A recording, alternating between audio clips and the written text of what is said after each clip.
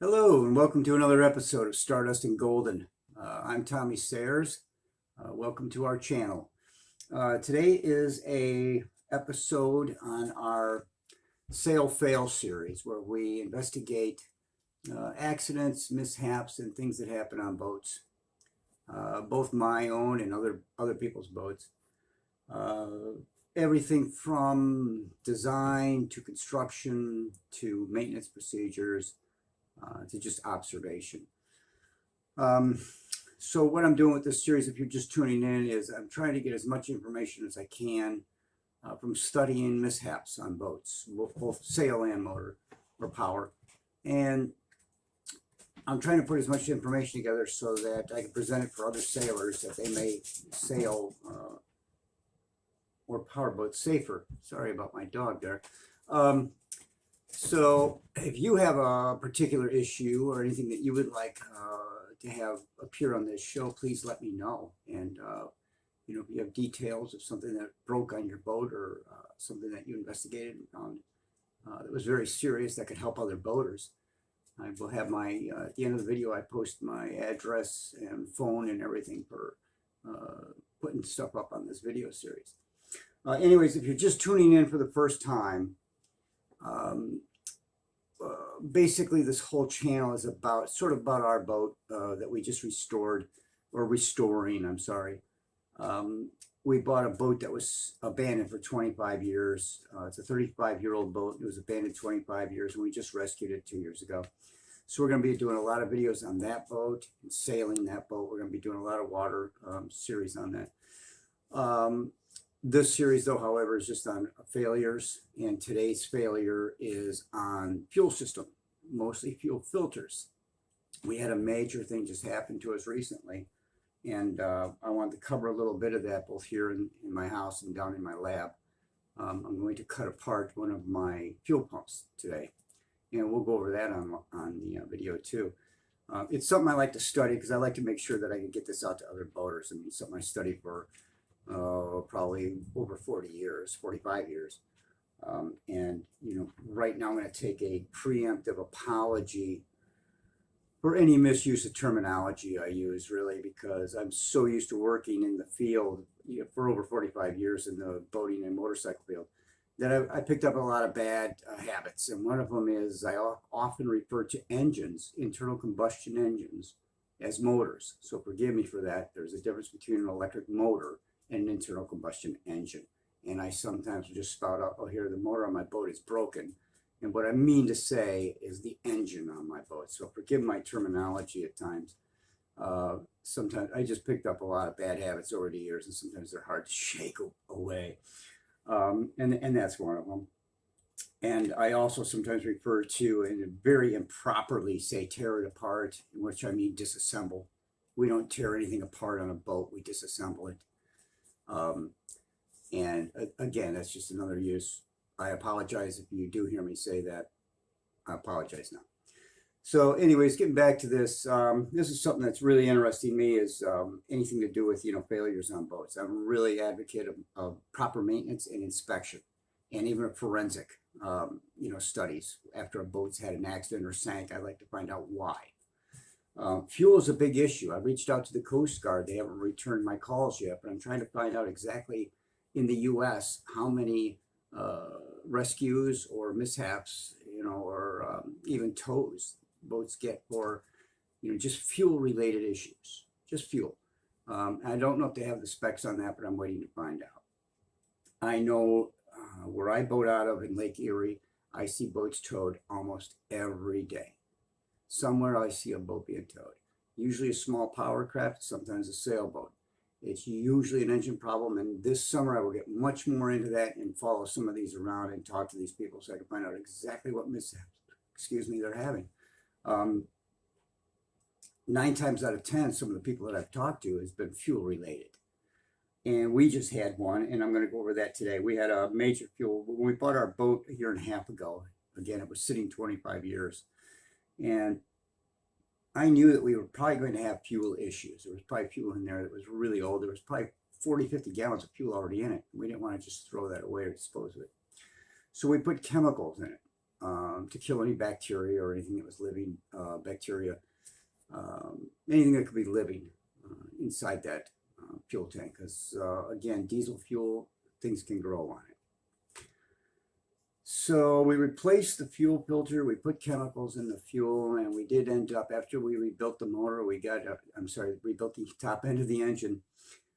We did get the engine going, and it ran really good. It was pretty flawless, I gotta say, considering it had very little hours on it, very little. We still had, all the hatch marks and the cross hatch of the honing and the cylinders. You could still see it because the boat had only been used 8 years. And there was no ridges on the cylinders. The sitting for 10 years, we had one cylinder that was seized, and we had a couple of valves that were rusted up we had to replace, and then do a whole refurbish the head of the engine. And once we did all that, it was just running great. Naturally, we replaced the fuel filter. However, just recently, I was doing an inspection, which I can't say enough about. Inspections are the most important thing. As far as inspections and maintenance go, I could absolutely write a total, copious compendium or treatise on this whole subject, because I've been dealing with this for 50 years, basically, a little over 50 years. And I've seen a lot out there. And the fuel system was kind of my fault, because I knew I should have popped the tanks apart. I had two 45-gallon tanks on the boat. And I should have popped them and redid the tanks. But I thought, well, maybe we could just get by this, because the engine did sound good. It was smoke-free.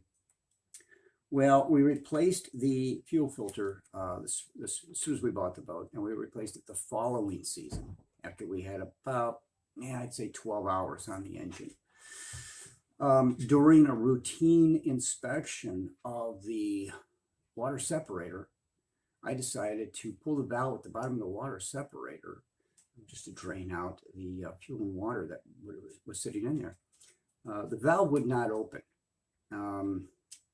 It's an older style. It shouldn't really have a valve. The newer boats, the ABYC and the Coast Guard recommend separators without a valve. A plug is fine, but the valves they don't recommend anymore because the chances of leaking are too high.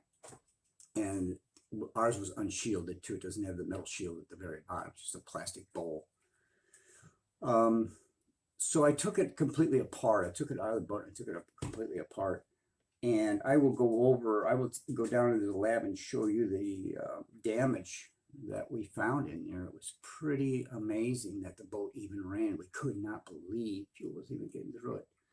So I will go over some of the different filters now. I mean, if you're unfamiliar with the filters on your own boat, or you're just getting into boating, basically you have a canister type fuel filter that looks very much like this one.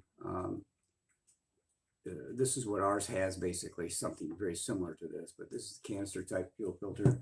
There's also these that go inside of an element. These are the element that go inside of a canister, I'm sorry. But these are very common, especially on some of the newer engines. And then you have like your outboards. Your old outboards have, some of them have the inline fuel filters. Fuel filtering is very, very important. And it could cause a lot of problems if you have a plug filter or there's foreign matter in your gas or diesel fuel, whatever you're running. You can usually notice it. It will usually start acting up on high RPMs, especially on your 4-cycle outboards. Those will start running really good at idle, and every time you open them up and get out there for a while, they'll just die. It'll just fall flat on its face, like you turn the key up. And then you wait a few minutes, it starts right back up and it idles fine. You run for a while. And diesels will do this too, not as often. That's usually a sign of a plugged filter, or you're picking up stuff in the gas and clogging the filter. But the filter bypass, the fuel bypasses the filter in small amounts. It'll sit there and idle. The engine will idle, and as soon as you need a big supply, it's not there. And modern engines with fuel injectors require X amount of pressure, or PSI, in those systems. And if it falls even 2 pounds short of their specifications, they won't run, period. I've seen engines that just had the most horrible performance just on a couple of pounds. So, 1 pound. I saw one engine where it was 1 pound variation from factory specification. And it just did not want to run. It had no guts whatsoever. So the engines are real particular to the fuel pressure and clean fuel. Injectors do not like dirt or water, especially diesel. Once you get water in the system, that's pretty much it. So you got to really be careful and have a good water separator. The old-fashioned ones that don't have the internal filter in them, they're just a bowl with a baffle in them. Those are no good. Not for offshore use, especially. If you're coastal cruising and you're in real temperate zone, yeah, you could probably get away with something like that. Some of the old boats still have them. My old boat had one of those. But if you're going offshore or you're going to be out in some really windy weather and you can't take the chances, the last thing you want is your boat ending up on the rocks. If anything's going to go bad on your boat, it's going to go bad at the worst possible time. That's just the nature of the beast. Things break. Your mast doesn't break when it's sitting at a dock on a calm day. You know, it's not like your motor's going to throw a rod if you're, sitting camping out and eating a meal out in the middle of the Pacific during a dead calm. These things only happen at the worst possible times. Your motor's going to quit when you're, 300 yards away from a break wall and a 50-mile-an-hour wind. And that's just the unfortunate aspects of boating. That's why maintenance and, more importantly, observation. Just check everything out with your eyes every single day. Every time you run the engine up, go through and inspect everything. And not just that, inspect your plumbing, your wiring constantly, your rigging. Everything's got to have your eyes on it all the time, just to make sure that you're going to have a safe, pleasurable boating experience. All right, in just a second then, I will take you down to the lab and we'll cut one of these apart and show you what's going on with this fuel filters. All right, welcome back. What we're going to do right now is go over a few things in the lab that I found wrong with our boat. I did not bring the separator, the water separator, but I did borrow one that was very similar to ours, just for a demonstration on this video. I did bring our fuel filters, our primary, that were in the primary, which is also the separator. The fuel separator is also the primary filter. There's a filter inside here. So what I'll do is let me aim the camera down this direction here so we can see what's going on here. Okay, this is a basic, this is an older model, but this is your basic separator. Okay, this takes the fuel, separates the water out of it, and this center part here is actually a filter. And here is the replacement, and you could see that's just a paper element inside there, and then it's cut away at the bottom to drain into the bowl. Okay, so that is that. Now this comes apart. This one has a bleeder valve on it too. Most of them always have a bleeder valve. You'll see this a lot on boats in the fuel system. There's bleeder valves often all through the system. All right, let's see if we can get this apart. Now, I took some of this apart earlier just to make it easier for the video. So let me pull this down here so we can see what's going on. Now to change this, you just pull the screw out of the top. On this particular model, they're all a little different. This one, the drain did break. You can see right there. This had a plastic drain, and it just snapped right off. This is one of the problems with plastics. If you're going to buy one of these, buy a good one with a bronze drain on it. They don't really use valves anymore, but they have plugs that you can get off. So this one has the metal protector bottom plate, which is kind of code now. And you can see what a mess that thing is inside. Again, this was just from, this was borrowed. This was from an old boat that obviously wasn't maintained very well. And you can see the water and fuel sludge in the glass bowl. This one's actually glass. It's not plastic, which is really nice. This is one. I don't know who manufactured. This is a CAV. And I do not have a type Denso number. Okay, I'm not sure who actually manufactured this. And this is our filter, just a screw-on filter. And it's 2 O-rings at the top and bottom. This is something that should be changed every single year without a doubt. And I missed ours, and I'll show you the problem we had with ours. Here's the filter I took out. Now again, the boat was sitting 25 years. So of course the filter is going to be a little bit dirty. There's no way of getting around that. But this was 25 years. We don't know how much of this we put on there, but you can see that it's just totally black. And it's filled with like a tar substance. You can see that. I mean, that's just disgusting. we were surprised that fuel actually flowed through. This is supposed to be a white paper element. This thing was supposed to be, all black like this. So here's what we did. We replaced it, same filter.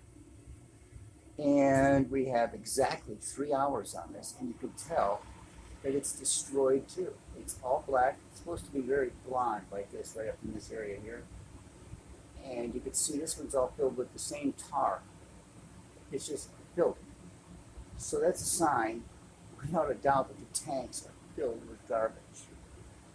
These tanks have got to be probably removed and totally cleaned. Maybe even blasted and resealed. Okay, now I have brought, this is a fuel pump, an electric fuel pump from the boat. This is actually an emergency pump, but the fuel pump that's on the engine has enough draw to draw the fuel from the tank, without a doubt. If that fails, this is the secondary. So you can turn this on to pump up to the center. It's a backup system, if you will. This puts out, I think, between 4 and 8 psi's. It's only a lift pump to get the fuel from the tank up into the filter, the primary filter, the secondary filter, and then the fuel injection pump, which puts out, lots of pressure. I'm not sure what ours is rated at, but they could be, in the hundreds of pounds. Sometimes some engines thousands. So you got to be really careful whenever you're working with the system. Okay, this is, I pulled this off the other day just for an example. And I'm going to zoom in on the camera so we can watch the disassembly of this. This is 25 years this was sitting. The boat was running on this. I probably have, I believe the log says I have 16 or 17 hours on the engine since we redid this. So I'm going to go through this and pull this apart while you watch. So I'm going to move this camera in.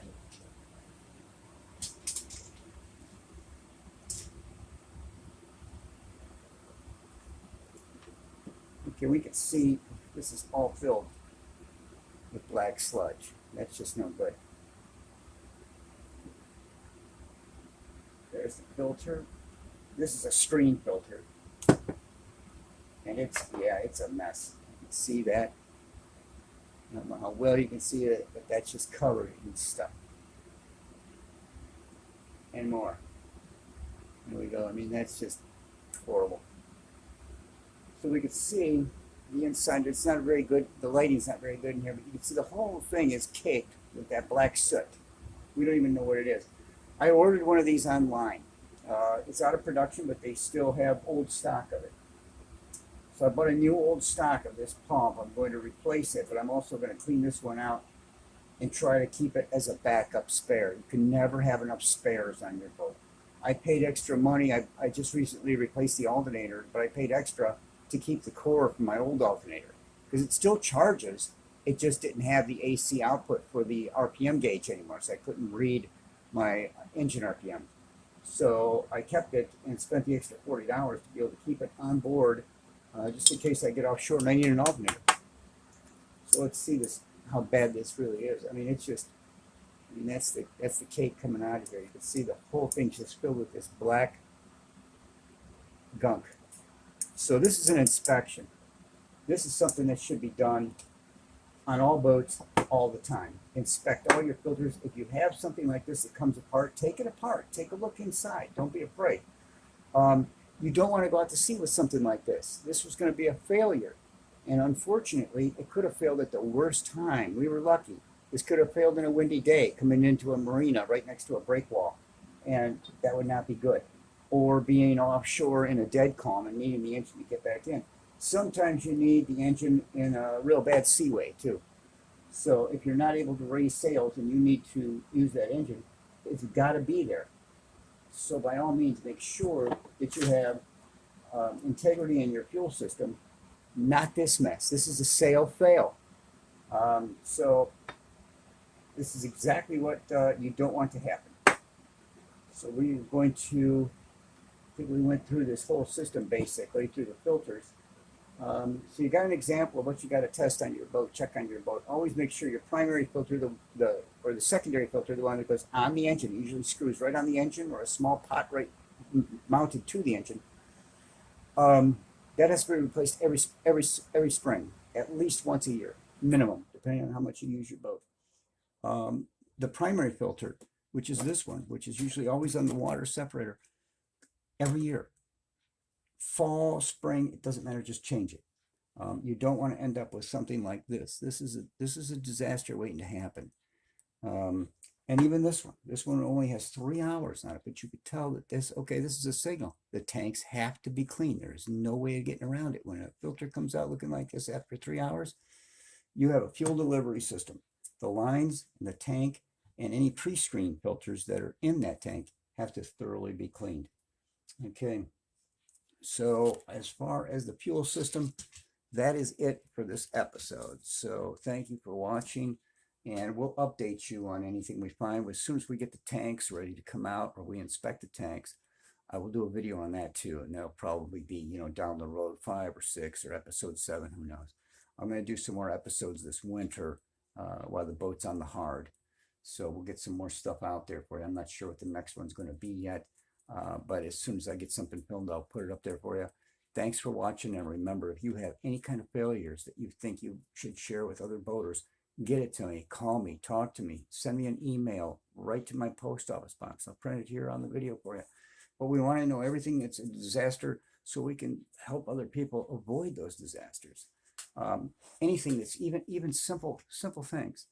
I saw just recently a boat that sank at the dock because it had cracked one of the plastic through hulls. It was a power boat and had little cheap plastic through hulls on it. Through hulls broke, sent the boat right to the bottom. I mean, that's a fail. These are things you want to watch out for. So if you're not going to hire a surveyor to survey a boat when you buy it, and you're looking at a new boat, look at it, but make sure you got good hardware and good electrical and good mechanical on it. Plastic seacocks, there's no place for those on any kind of a boat unless it's a little inland lake boat that you put on a trailer and take in and out of the water. On an offshore boat, plastic seacocks, no way, no how. There's some companies that swear by them, and there's people who've been around the world with them and swear by them. We're good. I wouldn't take that kind of risk. Yeah, it's just something I wouldn't personally do. But there's a lot of things to look for, and we want to talk to people about those things that are issues. I did a broken shifter cable last time around, and some errors of my boat that were in both the design and the construction of the boat. And I will keep doing those too as I find things on other people's boats or my own that are design or construction issues. And maintenance issues, we will just keep going over and over. So if you have anything, please send it in. Thank you very much for watching.